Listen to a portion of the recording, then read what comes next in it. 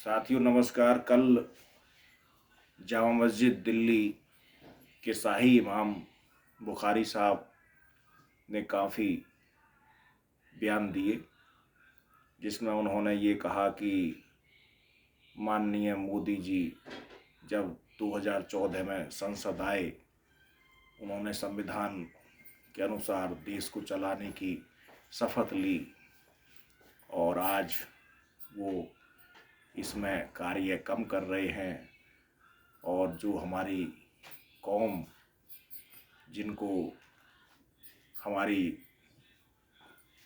मजहब की स्वतंत्रता जितनी होनी चाहिए वो हमें नहीं मिल पा रही और मुसलमान खतरे में है, ये उन्होंने बयान दिया। तो मैं बुखारी साहब को ये अवगत कराना चाहता हूँ कि जो लोग जिहादी मानसिकता के हैं और अपने आप को और लोग जो गजनबी, गौरी, बाबर इनको आइडियल मानते हैं और जिहादी मानसिकता के हैं, 1000 साल पहले अपने आप को पहुंच जाते हैं, उन लोगों को अपनी सोच और समझ बदलनी पड़ेगी। उन्हें ये देखना पड़ेगा कि वे आज के भारत में अपना जीवन यापन कर रहे हैं। भारत के संविधान को समझना पड़ेगा। जो लोग जिहादी नारों में अपनी सोच को प्रवाह करते हैं वे इस तरह से ही पिछड़ेंगे। संभल का ही देख लो। संभल के जो बर्क साहब थे उन्होंने अपने पोते को सांसद बना दिया और जो वहाँ के पोते और वहाँ की जनता थी वो आज बहुत, उनकी लिटरेसी रेट देखिए, पढ़े लिखे भी नहीं है वो। तो ये जब तक अपने आप को इस मानसिकता से स्वतंत्र नहीं कराएंगे और स्वतंत्र नहीं होंगे तब तक उन्हें ये लगेगा कि हमारे साथ गलत हो रहा है। और वो अपनी सोच और समझ को अगर सही कर लेंगे, 1000 साल पहले भारत में ना होके आज के भारत में वो जीना शुरू कर देंगे, तो उन्हें ये बात भी समझ में आ जाएगी कि संविधान का पालन कौन कर रहा है, संविधान से कौन चल रहा है। ये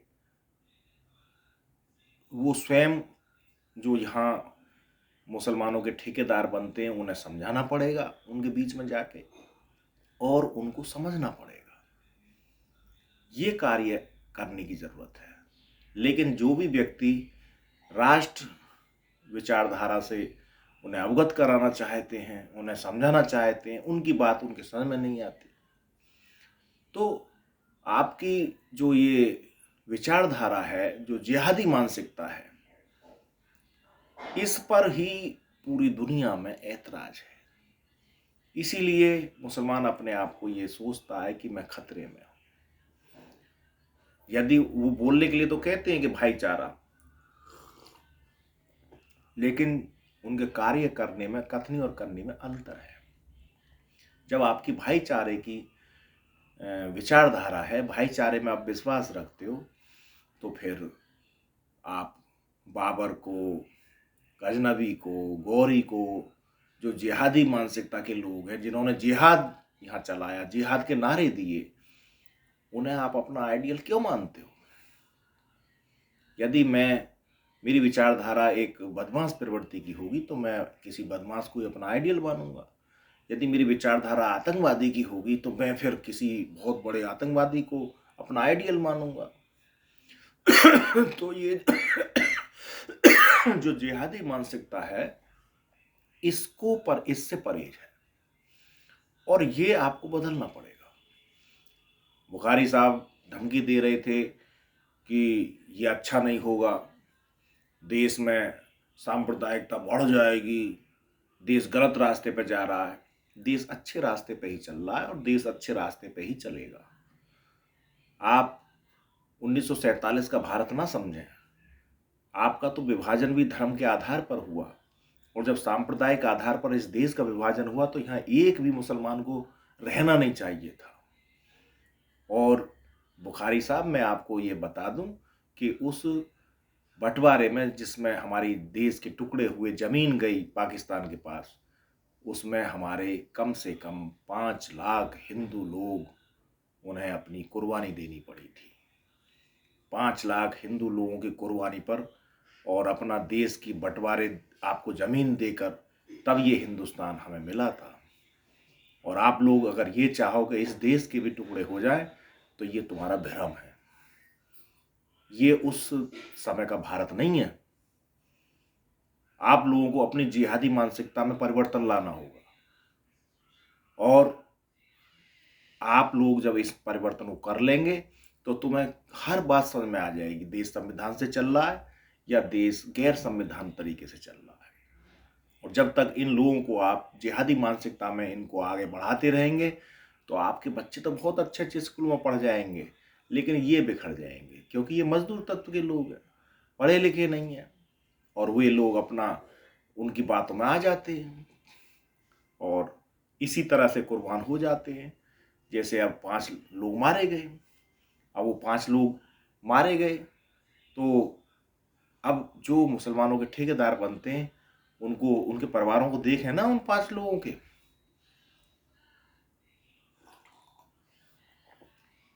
इस कार्य कौन करेगा?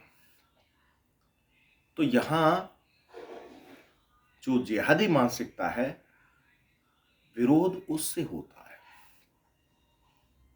कोई भी हमारे देश में अगर अल्पसंख्यक पर बात करी जाए तो जैन सबसे कम है हमारे देश में।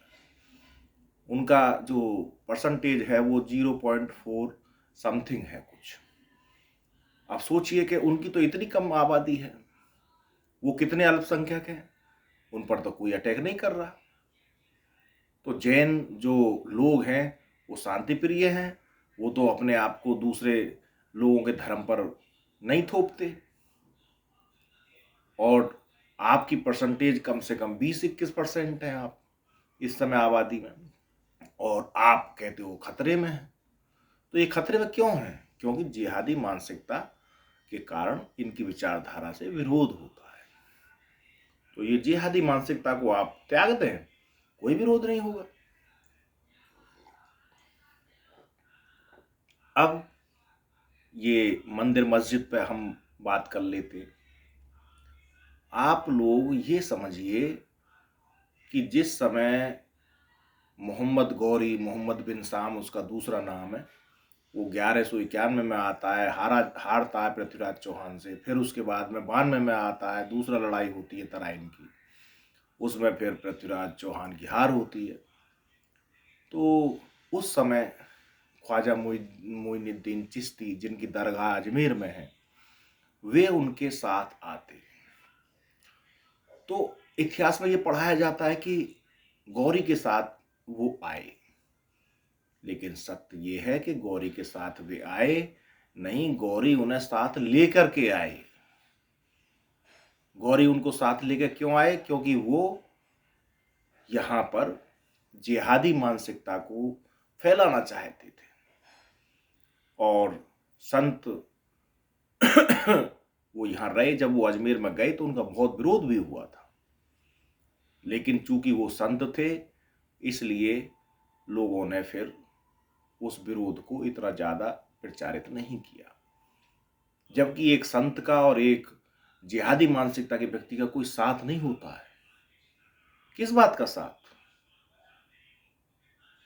हो ही नहीं सकता। लेकिन यहां पर हुआ, और जब यहां हार हो गई, सत्ता दूसरे हाथों में चली गई, तो उन जैसे लोगों को यहां सहारा मिल गया, और उन्होंने यहां दबा के कन्वर्जन कराया, लोगों का दिमाग में अपने इस्लाम धर्म का प्रचार किया। ये यहां हुआ है।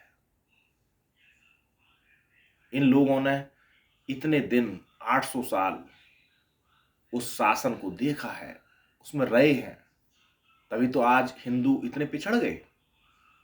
ये लोग कितने श्रेष्ठ थे। जो आर्य लोगों का पूरे विश्व में डंका बजता था, आज उन लोगों की सोच विचारधारा कहां पहुंच गई कि वो सही और गलत को भी नहीं समझ पाते। हमारे देश में यदि मुस्लिम जिहादी मानसिकता के साथ यहाँ नहीं आते तो ये देश अमेरिका, ब्रिटेन इनसे कहीं आगे होता। इन देशों को जो पछेड़ने, जो दुनिया में हम पिछड़े हैं, उसके लिए काफ़ी उत्तरदायी मुस्लिम भी काफ़ी हद तक है।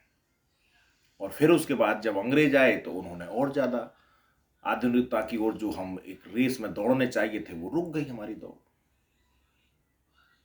और आज देश आज़ाद हुए 75 वर्ष हो गए, और आज आप लोगों ने अपनी सरकारों के द्वारा इस तरह से यहाँ सिस्टम खराब किया कि वो सिस्टम अभी तक भी सही होने के लाइन पे नहीं आ रहा, और आप दुहाई देते हो कि आप संविधान के अनुसार कार्य करते हो।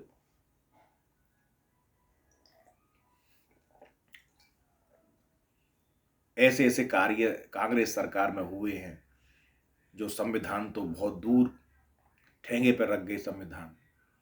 ऐसे ऐसे कार्य हुए। मैं उन बातों पर चर्चा करना नहीं चाहता। मैं जो इतिहास में हुआ है मैं उसी पर बात करनी चाह रहा हूँ, और आप लोगों को ये समझाना चाह रहा हूँ कि आज हमारे देश में एक नागरिक, एक राष्ट्र होने की बहुत अधिक आवश्यकता है। यहाँ लोग अभी जाति के भ्रम में ही अटके हुए हैं। मुस्लिम भी एक नागरिक है। आप 1000 साल पहले बाबर और गजनबी गौरी में चले जाते हो। आप ये नहीं सोचते कि आप भारत के नागरिक हैं। हमारी पूजा पद्धति में कोई ऐतराज नहीं है। जिसको ईश्वर को मानना है वो माने, ईश्वर को नहीं मानना मत मानो। हमारे संविधान में कोई ऐसा प्रेशर नहीं है कि आप मानिए। धार्मिक या मजहबी आज़ादी किसी की नहीं छीन रही, लेकिन आपको बरगलाया जाता है। जब कोई कार्य कानून सम्मत होता है, चाहे किसी का सर्वे हो, ज्ञानवापी मस्जिद का कम से कम 50 से भी अधिक बार सर्वे हो चुका, उस पर ही आपने इतनी बड़ी हिंसा कर दी। इसको समझने की आवश्यकता है। और फिर आप कहते हैं कि संविधान की धज्जियां उड़ गई। संविधान की धज्जियां आप उड़ा रहे हो, आप कानून हाथ में ले लेते हो।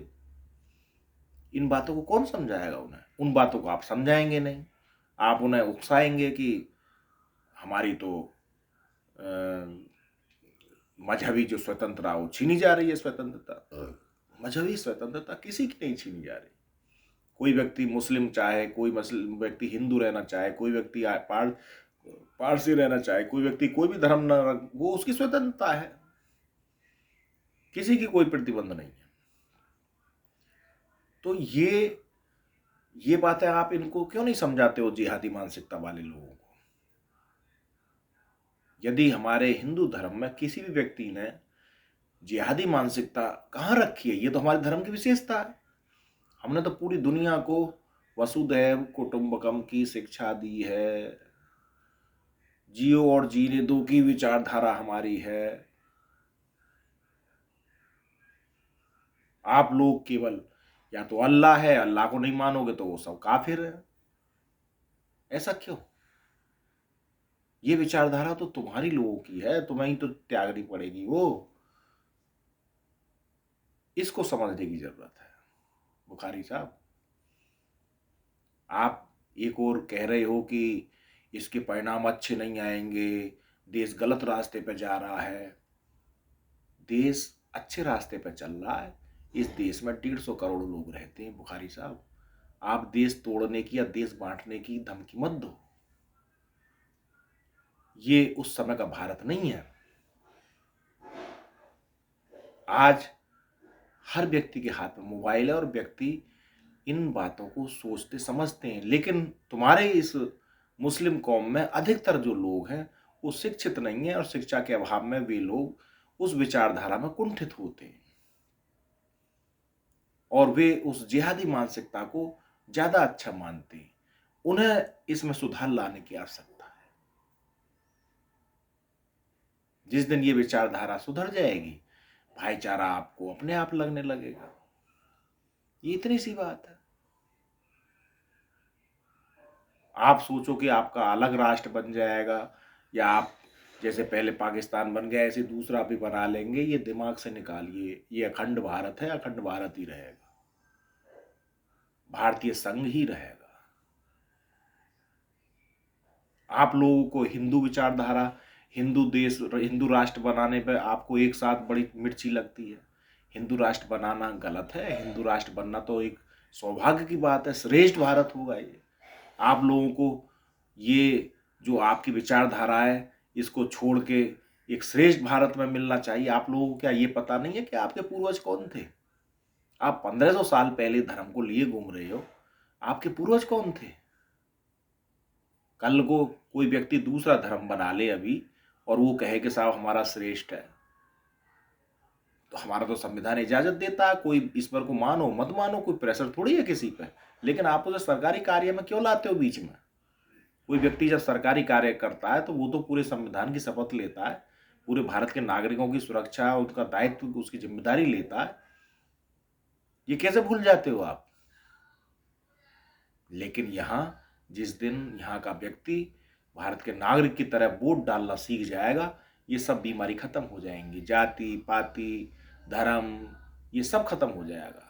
जिस दिन भारत का व्यक्ति एक भारत के नागरिक की हैसियत से सोचना शुरू कर देगा, उस दिन आप जैसे लोगों की जो राजनीतिक दुकानें बंद हो जाएगी।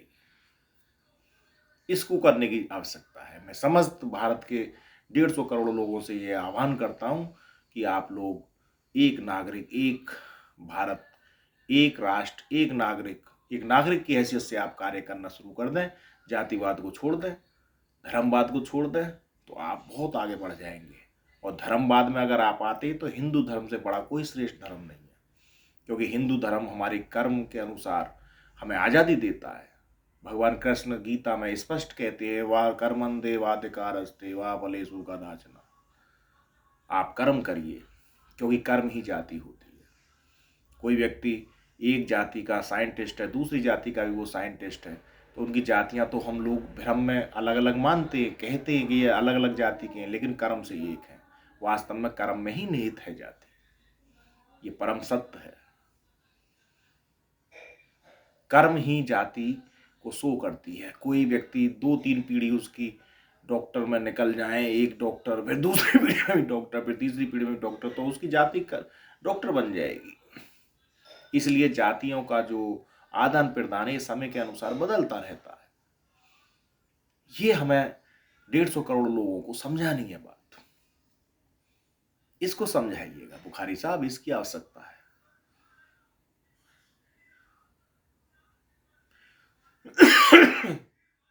जिस दिन मेरे देश के लोग इस बात को समझ लेंगे, ये भारत विश्व गुरु बन जाएगा, भारत पूरी दुनिया में बहुत बड़ी ताकत बन जाएगा।